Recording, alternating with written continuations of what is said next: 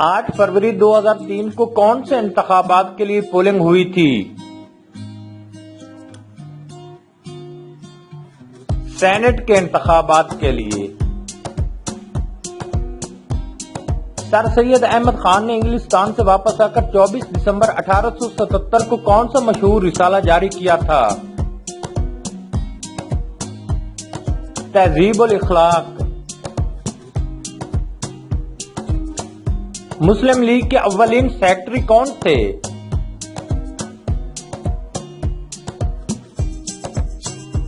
हसन अली बलग्रामी। सन 1909 कायद-ए-आज़म मोहम्मद अली जिन्ना की जिंदगी में क्या खास अहमियत रखता है? कानून साज असेंबली। 1 जनवरी 2003 से कौमी बचत की स्कीमों के मुनाफे में कितने फीसद कमी का ऐलान किया गया था? 1%। 1912 में किन रियासतों ने तुर्कों के खिलाफ जंग शुरू कर दी थी?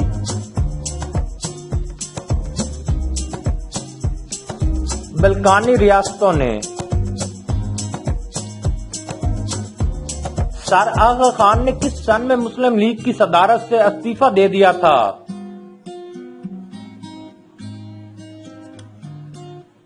1913 में। 2 जनवरी 2003 को किस अदलिया के जजों की मुद्दत रिटायर्ड 68 साल मुकर्रर की गई?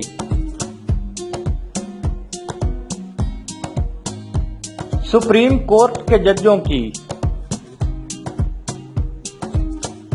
कायद-ए-आज़म मोहम्मद अली जिन्ना कितने अरसे तक कांग्रेस और मुस्लिम लीग के मुश्तरका मेंबर रहे थे?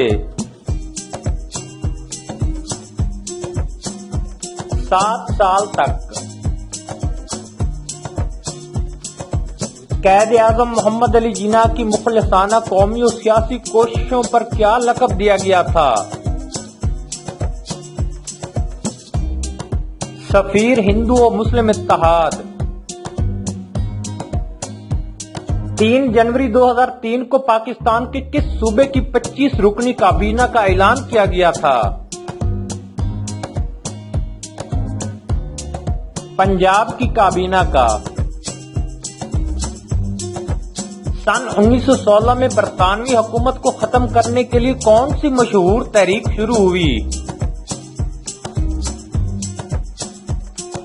रेशमी रुमाल तहरीक। पहली खिलाफत कॉन्फ्रेंस 1919 दिल्ली की सदारत किसने की थी?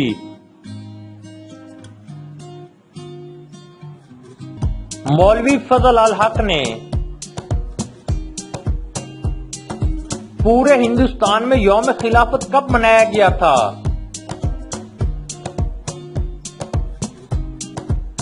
31 अगस्त 1920 को।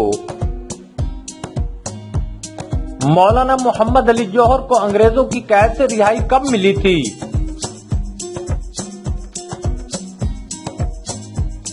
1 अगस्त 1923 में। तहरीक खिलाफत का मुकम्मल दौर कब टूटा था?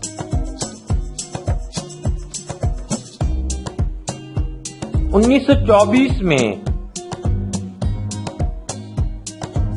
1924 में मुस्लिम लीग का इजलास लाहौर में किसकी सदारत में हुआ था?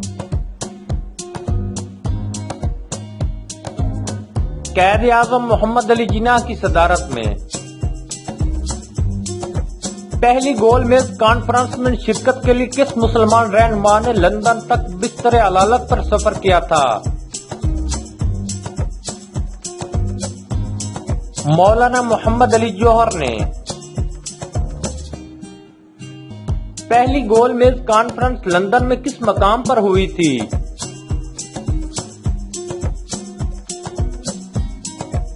सेनेट जॉन पैलेस में। दिसंबर 1930 में मुस्लिम लीग का सालाना इजलास किस मकाम पर हुआ था? इलाहाबाद।